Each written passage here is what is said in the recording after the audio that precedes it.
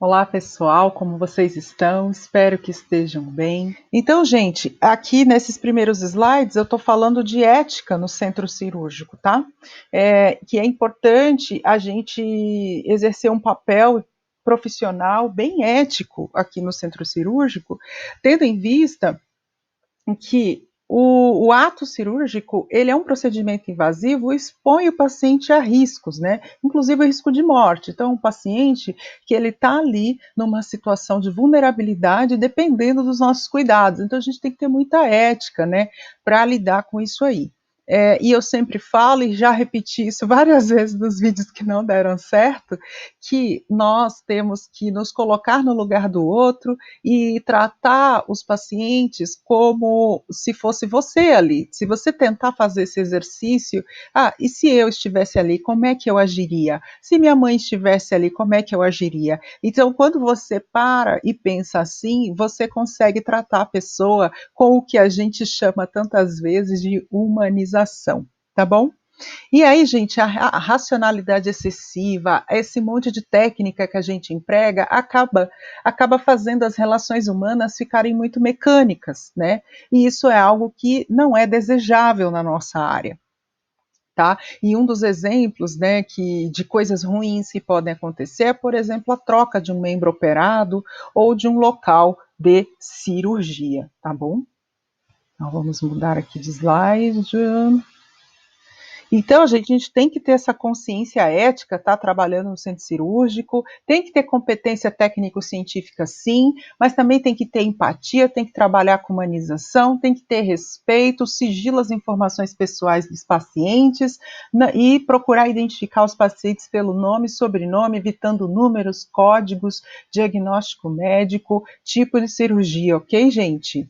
Vocês têm que se apresentar pelo seu nome e função, respeitar a privacidade o máximo possível, dar as informações de forma explícita, objetiva e cordial e cooperar aí com os membros da equipe multiprofissional, tá bom, gente? Então, eu vou pedir para vocês sempre tomarem cuidado de não ficarem comentando no ônibus lotado, por exemplo, né, sobre algum paciente qual vocês cuidaram, porque isso é algo.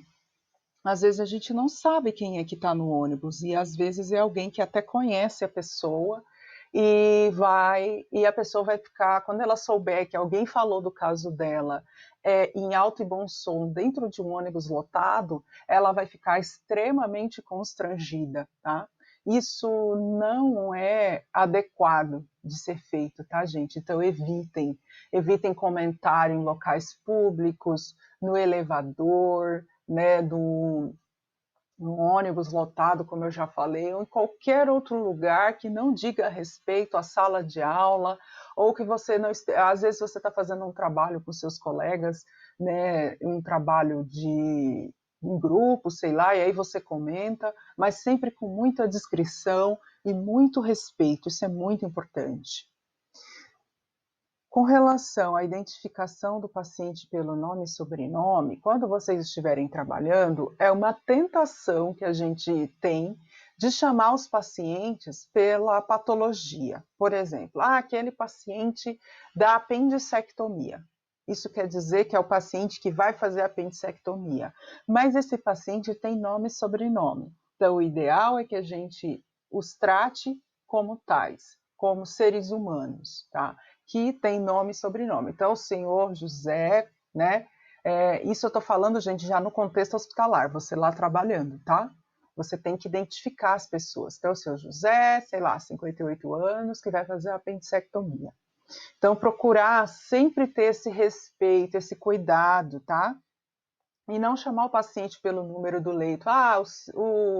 O 308, tá?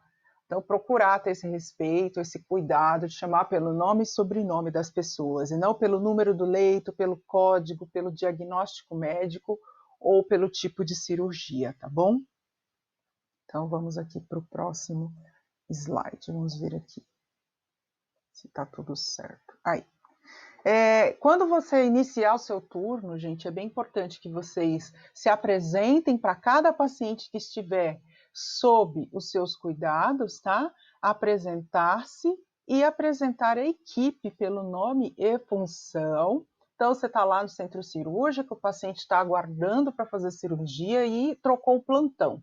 Então, você vai lá, avisa, olha, dona Maria, confirma, né? Qual o nome da senhora? Ah, tá, Dona Maria de Jesus, certo. Dona Maria, meu nome é Patrícia, eu sou enfermeira desse plantão, acabou de trocar o plantão, e eu que sou responsável pelo cuidado da senhora. Bom dia, Dona Maria. Aqui quem está falando, eu sou o João, técnico de enfermagem, e eu sou responsável pelo cuidado da senhora até o final do meu plantão. Entendeu? Então, vocês têm que se apresentar para os pacientes. Tem sempre que respeitar a privacidade. Às vezes, os pacientes são colocados em salas comuns, né? Esperando cirurgia. Às vezes, quer fazer xixi.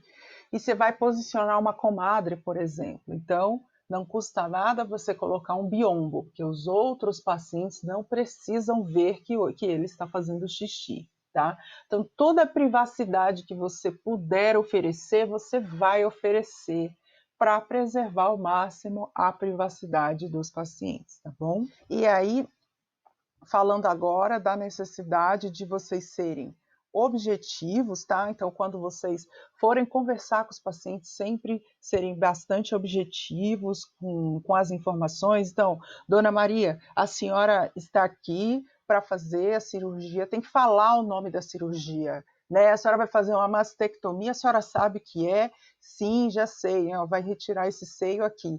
Então, você tem que ir lá, abrir a roupa, pedir licença, obviamente, né? Dona Maria, a senhora me dá licença, eu posso olhar? Sim, e aí quando você olhar, o que tem que já estar lá? Ela já tem que vir da clínica cirúrgica com a marcação com uma caneta hidrográfica, tá? Do local correto da cirurgia. Isso tudo a gente vai estudar mais para frente quando a gente estudar o checklist da cirurgia segura, tá bom, gente? Mas é só para já dar uma noção para vocês de como tem que ser objetiva a comunicação para evitar aí ao máximo os erros, tá? Então, cordialidade, educação, foi como eu falei para vocês, tem que ter muito cuidado com o jeito que fala, é o corpo da outra pessoa, a gente tem que procurar não ser invasivo. Então, toda vez que você for levantar a roupa, expor partes íntimas, e nem se não for parte íntima, a pessoa às vezes está coberta com lençol e está com a camisola por baixo. Mas antes de levantar o lençol, porque você precisa, por exemplo, descobrir o braço para verificar a pressão arterial, sempre você tem que pedir licença, você tem que avisar o que você vai fazer, tá bom? Então essa educação, ela é imprescindível, super importante. Cordialidade, tá? E cooperação entre os membros da equipe multiprofissional, tá, gente? É super importante que a gente tenha uma ótima comunicação. E uma notícia boa para quem vai trabalhar em centro cirúrgico é que as equipes de centro cirúrgico normalmente são bem unidas, é bem bacana, assim, médicos, enfermagem e os outros profissionais, né, de saúde se comunicam bem, normalmente é uma relação profissional muito harmoniosa, tá? Então, mas isso é importante que a gente tente cultivar e manter cada vez mais, ok? Então, agora eu vou falar, vamos lá, para frente aqui, dos membros de uma equipe cirúrgica, tá? Então, uma equipe cirúrgica deve conter alguns membros. Esse aqui, gente, é uma equipe cirúrgica mínima que eu estou trazendo para vocês, tá? Mas existe a possibilidade dessas equipes serem expandidas, ok? Então, uma equipe cirúrgica mínima, ela tem um cirurgião, obviamente, né? Alguém precisa fazer a cirurgia, né, Brasil? Então, ela tem o cirurgião, ela tem um assistente, o assistente do cirurgião, gente, ele é médico, tá? O assistente é outro médico, então, legalmente, o médico ele não pode entrar numa cirurgia sozinho. Então, ele precisa de um assistente, que é outro médico. E então, tem que ter o cirurgião principal, o cirurgião assistente e, no mínimo, mais um instrumentador, tá? Quem é um instrumentador cirúrgico? O instrumentador cirúrgico é um profissional que pode ser um enfermeiro ou enfermeira, pode ser médico ou médica e pode ser um técnico de enfermagem. Normalmente, o instrumentador é um técnico de enfermagem com curso de especialização em instrumentação cirúrgica, que eu já até comentei com vocês numa aula anterior, não é isso? Então, por que também que se escolhe mais um instrumentador técnico de enfermagem? Porque é um profissional que é mais barato, né? Então, reduz o custo aí da equipe.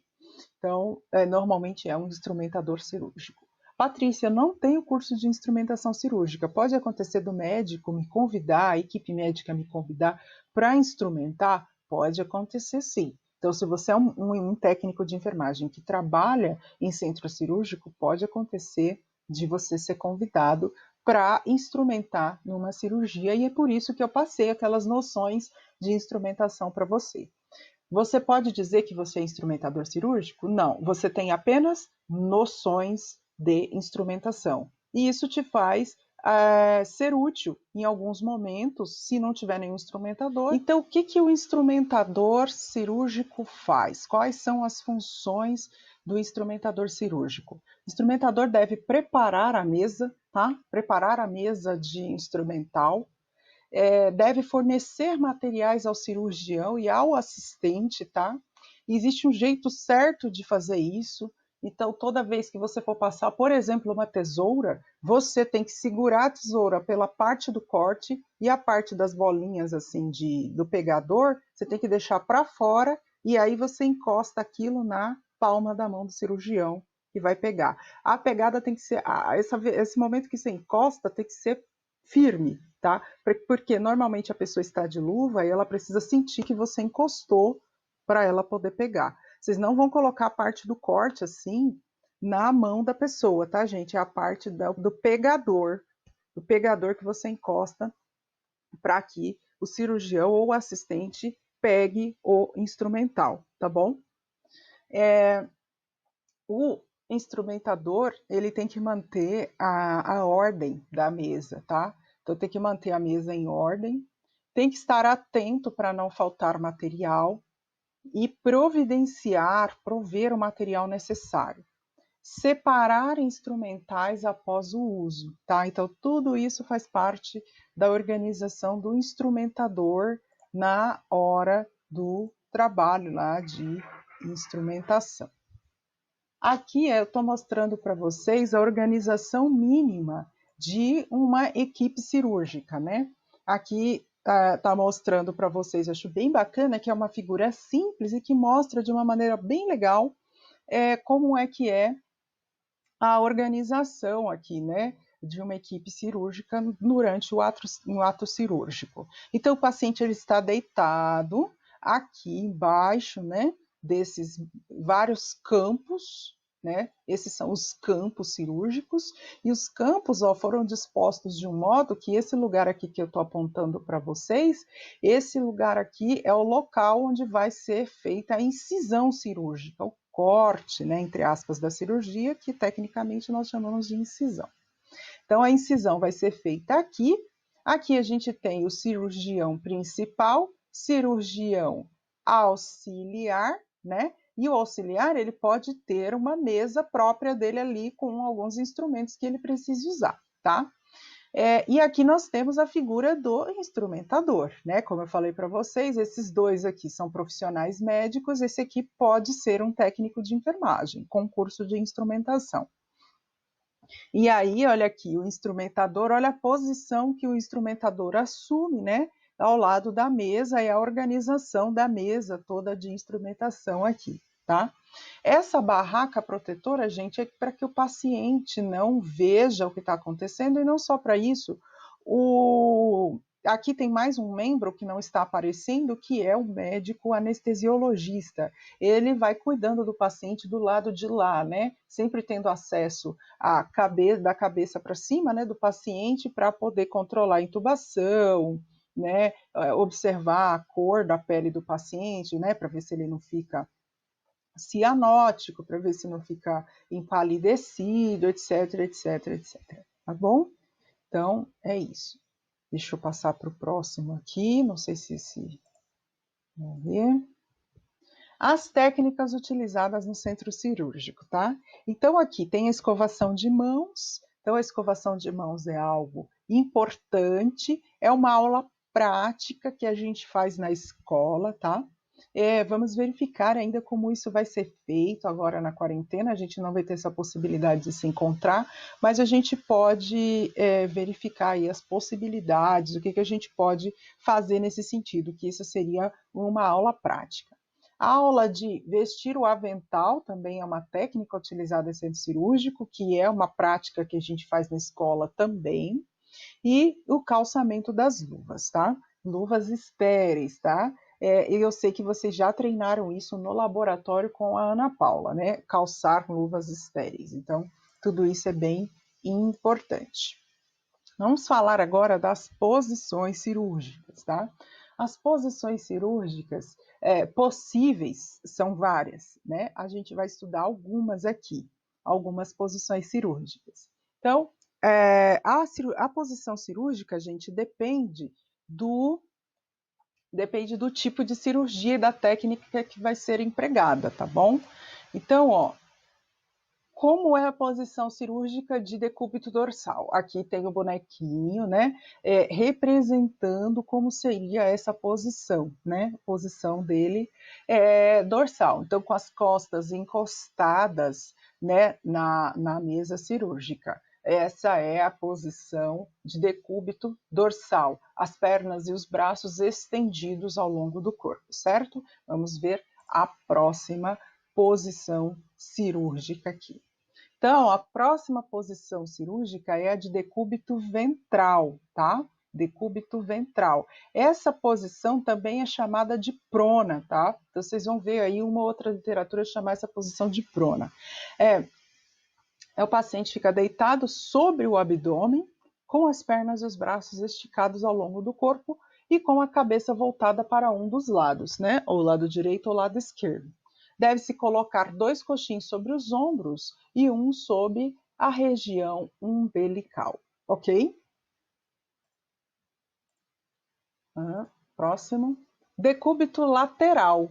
Então, olha como a ilustração mostra aí para a gente, o paciente é posicionado, né, de lado, e o paciente é colocado sobre um dos lados, tendo a perna inferior fletida, então ó, a perna inferior dobrada, fletida, tá? E a superior em extensão, ó, a superior esticada em extensão, separadas por um coxim, né? Esse coxim pode ser um travesseiro e podem ser lençóis dobrados ou cobertor, né, para ficar macio e uma perna não acabar machucando a outra com o seu peso, tá? O paciente é fixado à mesa cirúrgica com uma faixa larga passada sobre o quadril, tá? Isso aqui, gente, é para a segurança do próprio paciente, para que ele não caia, porque ele estará inconsciente durante a cirurgia. Então, é bem importante prezar pela segurança do paciente, ok? Tem a posição que é a ginecológica. A posição ginecológica também é conhecida como posição litotômica, tá bom? O paciente é colocado em decúbito dorsal, mas as pernas são abertas e apoiadas em perneiras acolchoadas, certo? As pessoas também, gente, por ficarem conscientes, muitas vezes elas recebem esses enfaixamentos, tá? Essas restrições aqui para que elas não caiam, tá bom? Então é mais um dispositivo de segurança aí. Essa posição é chamada de Trendelenburg, tá? É a posição dorsal com elevação da pelve, então a região pélvica fica elevada, os membros inferiores também, tá? A inclinação da cabeça fica mais baixa do que os pés. Essa é a posição de Trendelenburg. A posição chamada de proclive é o Trendelenburg ao contrário, tá? O Trendelenburg também, o proclive também pode ser chamado de Trendelenburg reverso, tá bom? E é isso, gente. Muito obrigada pela atenção de vocês. Qualquer dúvida, estou à disposição no chat, tá bom? Grande abraço e a gente vai se falando. Abraço.